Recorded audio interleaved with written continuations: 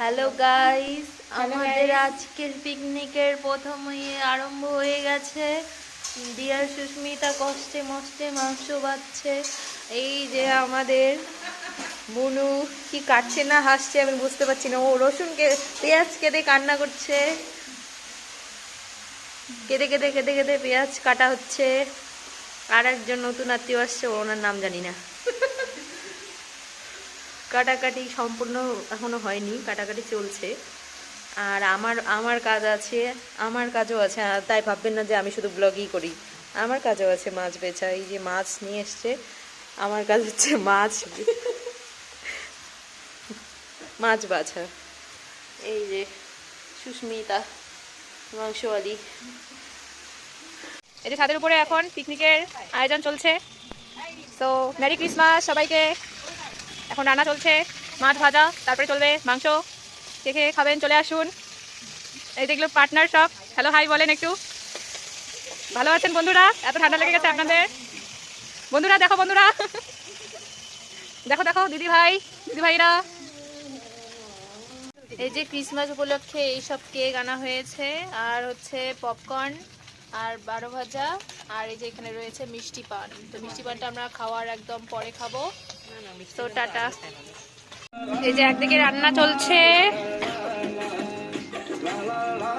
আর একদিকে হচ্ছে আমাদের এখানে মেয়েদের পার্টি চলছে। এই যে দেখো আমাদের ফুলপরি চন্দ্রমল্লিকা হলো সিঙ্গাপুরে চাকরিতে। গাইস, এই যে মাংস তরকারি রান্নার প্রস্তুতি চলছে।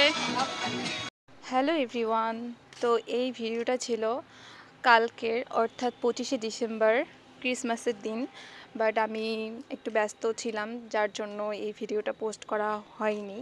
তো ওই জন্য ভাবলাম আজকে পোস্ট করি, যদিও ক্রিসমাস চলে গেছে। তো এই যে দেখো আমাদের মাংস রান্না কমপ্লিট হয়ে গেছে। এরপর আমাদের দাদা আবার ডিজে এনেছিল, ছোট ছোট ডিজে, যদিও আমাদের নাচার জন্য। এই যে ও ডিজেটা একটু সেট আপ করছিল। তো এই যে ভুলুও আমাদের রান্না মানে পিকনিক দেখতে এসেছিল, কারণ ওর নিচে ভালো লাগছিল না, তাই ও ছাদের উপরে চলে আসছে। তারপর দেখো এই যে বেগুনি ভাজা চলছে, তো এরাও একটু বেগুনি টেস্ট করছিল।